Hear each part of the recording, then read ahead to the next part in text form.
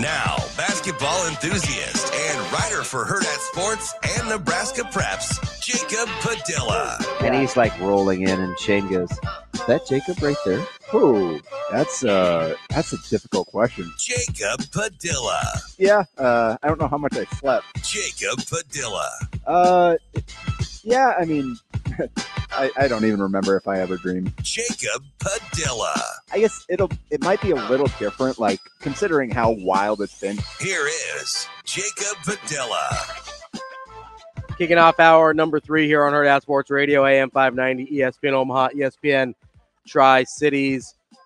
We're also on KFOR in Lincoln, live on Twitter, Facebook, and YouTube as we get Jacob logged into the stream so you can watch him along on those video streams as well. Want to remind you about our friends over at the Warhorse Sportsbook. That is the place where you can get involved with their March Bracket Challenge. A perfect bracket gives you a chance to win $1 million, much like our friend over there at Austin Powers says, Dr. Evil, that $1 million perfect bracket. Make sure you are a Warhorse Rewards member to get your free entry, and each additional entry can be earned from March 1st to March 14th with a $50 sportsbook bet. Each additional wager of $50 or more gets you an additional entry. You can also get entries by having 50 points on slots and racing as well. There is over $10,000 in prizes for top brackets, even if you don't have a perfect one as well.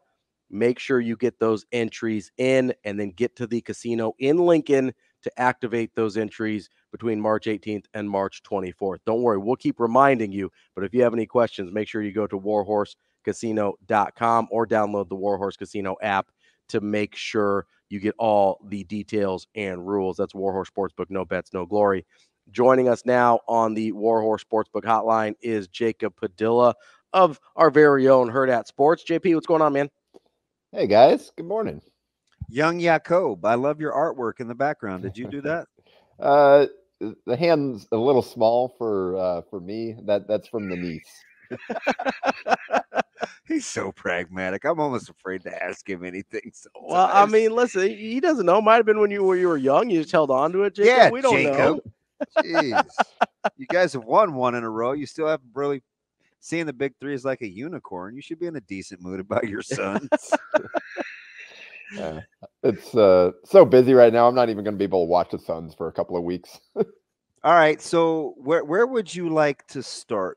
You can go a multitude of areas, which is what's endeared yourself to us. I kind of want to start in the Big Ten. A little bit of a curveball, but the standings have had such a shakeup.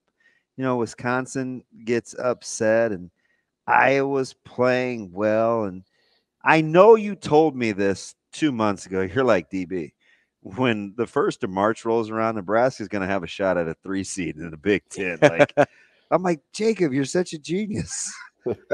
What are you making of the Big Ten right now? I don't think it's very good outside of Purdue at the top and then Illinois. Jacob DeMarinis here for his segment. Hold on, Jacob. Before you go any further, I want to throw something at you, all right? You got the Big Ten's top 2, Purdue and Illinois. You got the Big 12's top 2, call it Houston and Kansas. Uh-huh. You got the Big East top 2, we'll call it UConn and Creighton. If he gives Creighton and not Marquette. Or you can take UConn, Marquette if you'd prefer. Which of those top 2 in those 3 leagues are you taking in March? To win the most games in the bracket. Yeah. At this point, Houston can make a run. I just with Kansas, the McCullough situation, not knowing, it doesn't sound like he's going to be back during the regular season. I don't know what that means for. So is this not a normal knee bruise, or is this something that I'm not aware of? Yeah, it's weird. Every update I see is not expecting back. It's like, what happened? It didn't seem like it was something super serious at the time, but yeah. So like they were a 4.5-man team before his injury, and now you take one of those guys out, and so it's hard to. I mean, it's so who's the half, Murphy? Yeah, I mean, he's had a half a really good season. Yeah, okay. So, like he's close to being. You can make him a full player now, so they're back to 4. after losing McCullough. So it's hard to bet against Bill Self. I just don't know with the state of their roster at this point and the way the other guys haven't come on. But Houston, with their defense, they can win a lot of games. I don't know. I'll go. We'll just go with the Big East. Why not? I think. See, the thing is, like, I think the top twos are pretty good there. But just looking at the Big Ten, and you throw Creighton in the top three, but then so you got three teams that you feel really good about, and then you're immediately into bubble territory. Okay. Same thing in the Big Ten, where you've got the two up top, and then basically everybody else is bubble or below. And obviously Nebraska is playing themselves off the bubble now, but like Northwestern's not a team that you like, oh, that's an awesome team right there. That's a high seed. And then you got Nebraska right there. So that's kind of, there's a lot of like mediocrity, a lot of, I guess, opportunity if you want to look at it. And Nebraska is doing a good job of taking advantage of that in the Big Ten. Let me just go rapid fire with the question that Ravi just asked. Okay, you ready? Yeah. So just yes, no, first blush. Can Purdue win a national championship? I'll say yes. I won't hold their history against them. Illinois. No. Creighton. We'll go no. Just UConn. Yes. Kansas. No. Houston. Yes. Okay, so that doesn't really shake things up. I just was curious. Yeah. I'm surprised you said no at Illinois. Is it an Underwood thing or their roster? Because that roster's really good. Yeah, just some of the like decision making down the stretch, the lack of a point guard. I just worry about them in close games late. We saw what they tried to give the game away against Nebraska. I think that's the last time I've sat down and watched like a full game of Illinois.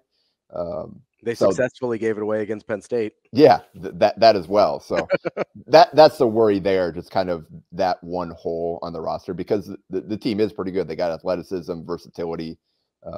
Shannon's was a All-American caliber player until obviously his legal situation interrupted that somewhat. So, And then it's been All-American caliber since. Yeah. I mean, so it's a good team for sure. I mean, more than those like three or whatever I said could win a national title. It's just, I think that tier is kind of, you feel more comfortable with that group. Like, wouldn't be like, I said no for Creighton just because I'm like, don't want to be the homer and say, oh, for sure. But like, if things fall right, a team like Creighton and others like them could make a run, because what we've seen this year is even at the top, all those teams are susceptible on the right night. I will say, Jacob, no one in Champaign trusts Coleman Hawkins as far as they can throw him. Not a soul. He's a fascinating player. He really is. It's a bizarre, because I mean, if you just look at the numbers, you're like, oh man, pretty good player. You watch him certain games, you're like, oh man, he's really good. And then you see him other times, like the end of the game at Penn State, and you're like, what in the unholy hell is happening with this person? I just don't know, like, if I'm any more uncertain about the Big Ten with Michigan State and Wisconsin kind of sputtering late than like I am any other conference. I felt like BYU's went. I've kind of been on this BYU hype train, even though I do think Nebraska has a better resume if I'm just comparing. But I think I use a team like BYU, and I'm like, you know what? I think they typify the Big 12. Like, if you blink or you're a little lax, you'll get beat, right? That I don't know if I'm mad at Kansas for that game. Like you said, I mean, when they're healthy, that starting five is really, really good. The bench has always been a question, and right now they're just not healthy. Yeah, and again, we don't know when they're going to get healthy. And you're right, like the Big 12, I know not a fan of the way they kind of juiced the metrics and what that meant for the non-conference and the games that the Big 12 produced there. Like, I'd like to see them challenge themselves a little bit more instead of gaming the system, but the teams are good despite that. Like, that doesn't mean that they aren't good teams. It's just they didn't earn it to the same degree as some of the other conferences. That being said, like, again, like you mentioned Wisconsin and Michigan State. Like, that's part of the problem for the Big Ten. The teams that were expected to be at the top are quickly taking a nosedive. So the fact that kind of the middle has gotten stronger doesn't add to the overall conference strength, because it's now those middle have become the rest of the top. Again, we've got Nebraska. Like, Nebraska is a good team. It's really impressive what they've done and what they've become. But like, they're the fourth seed in the Big Ten right now.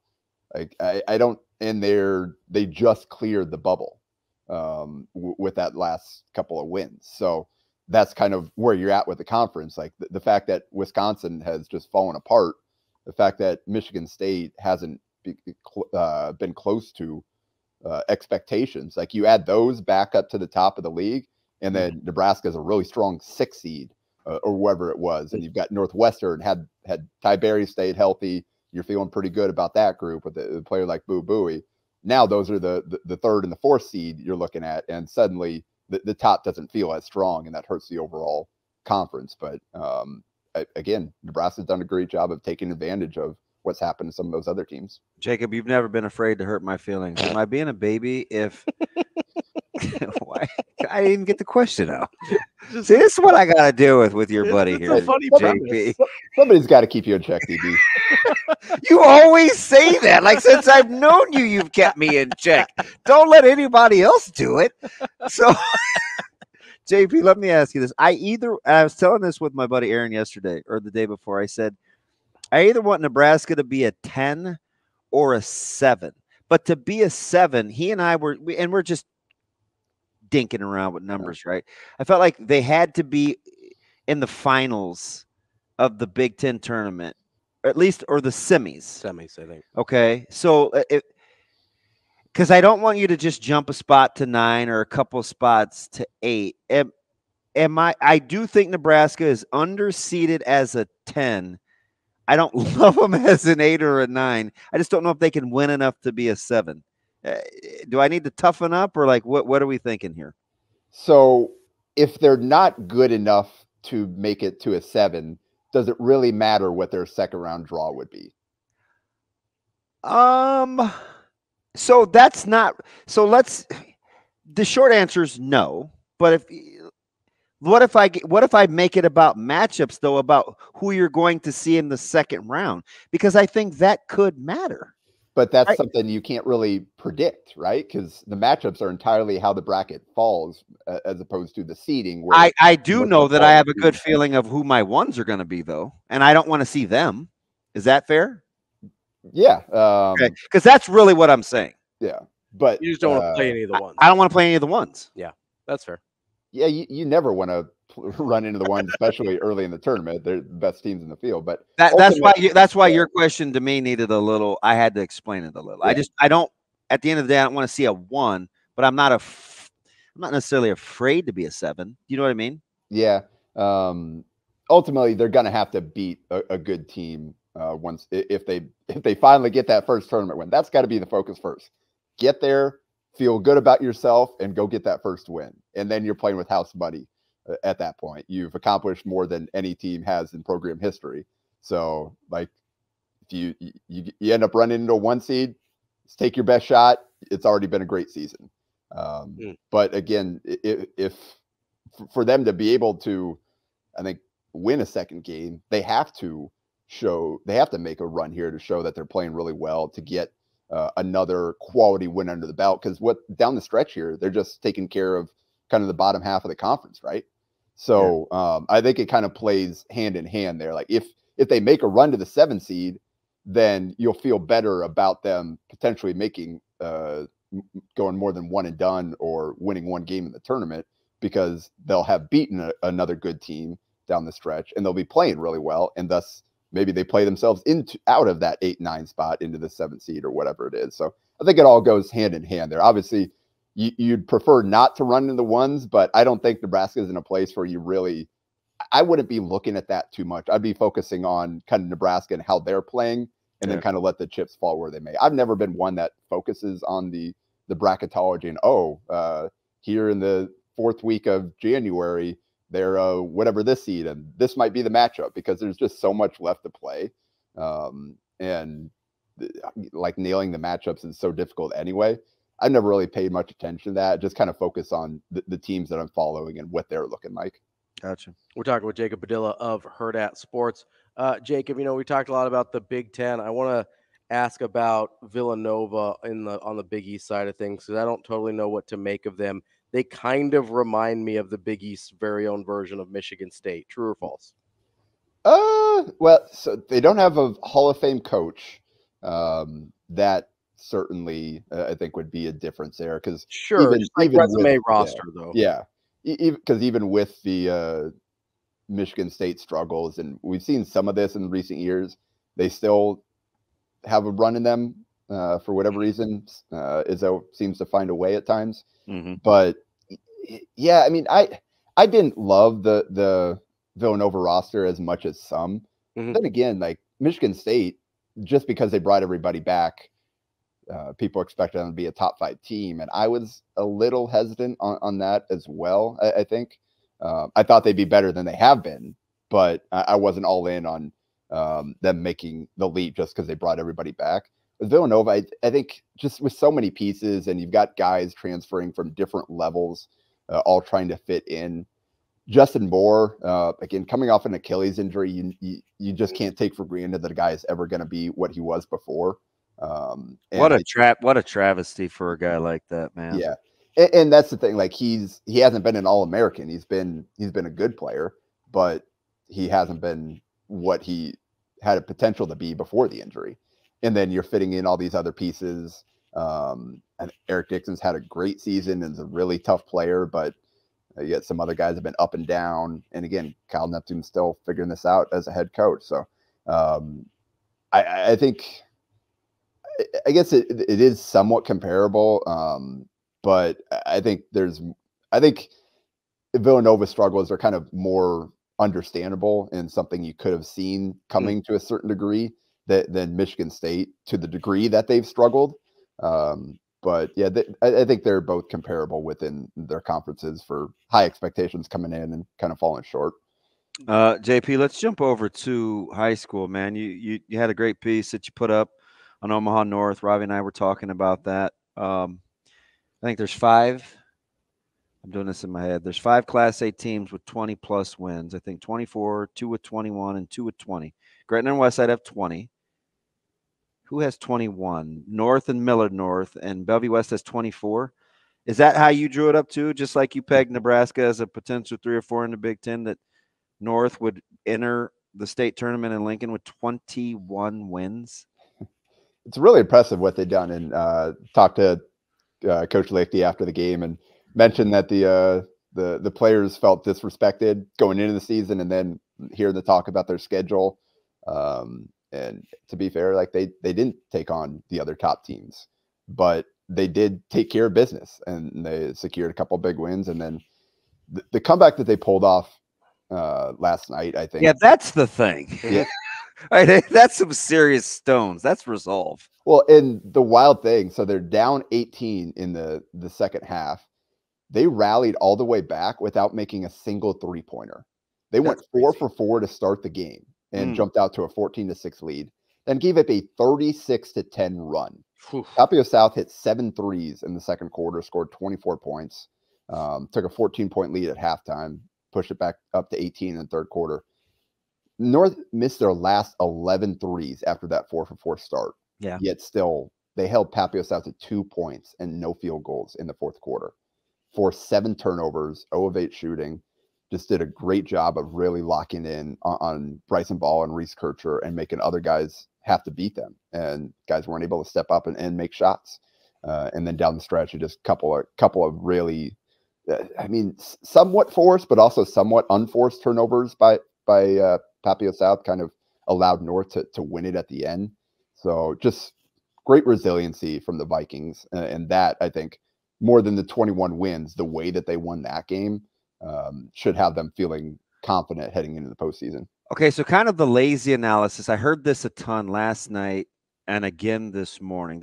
Obviously you're looking at halves of the bracket, and one half seems to be a little bit more of a gauntlet than the other. But if you watch basketball and you're looking at matchups, Bellevue West, I won't say it was a little bit of a struggle against Central last week or week before. Is there anything on that half of the bracket that would lead you to believe that there could be some upsets? Because with Westside, Millard North, Southeast, and Gretna on the other half, that seems like much more of a crapshoot. Yeah, I still like the way that Bellevue West still like what they're capable of. How do they not get bored? That's right? No disrespect, like how do Yeah. they not get bored? And that's why, like, I don't necessarily the fact that they were in some close games should serve them well, and they were able to win those close games and made mistakes, but also made plays to win. I mean, that Southeast game, they really struggled with the free throw line down the stretch and let the Knights back into it, but then made the plays at the end to kind of end the comeback. So situations like that where they've been in down the stretch here, where every game hasn't been a blowout, I think should serve them well if they get into that situation in the tournament here coming up. So I still feel pretty confident about Bellevue West coming out of that half of the bracket. You're right, though. With the way Westside's been playing, if seedings hold there, you get another crack at Millard North, or obviously Gretna's going to be tough as well. So it's I think that'll be fun here once we get down to PBA. So I think, and internally, I think full disclosure, they wanted the opportunity to, Westside has 4 losses, Southeast, 2 to Bellevue West, Millard North. They in theory would get a chance to avenge them all. Yeah. I think is the motivation. Careful what you ask for, or you could see it happening. I definitely could see it happening again. That Southeast loss was a long time ago. It's a head scratch. It was arguably the worst game that they played. And honestly, the Southeast prep game, that was brutal basketball. Both teams shot under 32% from the field. Prep lost because they missed 11 free throws. Only made 2 I read free your throws PSA. That was pretty good. You want to read it for us? Yeah. Yeah. So Prep lost largely because of their free throw struggles. Papio South missed some really important free throws in the second half down the stretch when they could have come back and tied the game. It's not the most glamorous skill, but you have to be able to do it in the clutch, and teams, it's really cost teams so far. And I've seen that throughout the season, honestly, some rough free throw shooting in important moments. So kids, practice your free throws.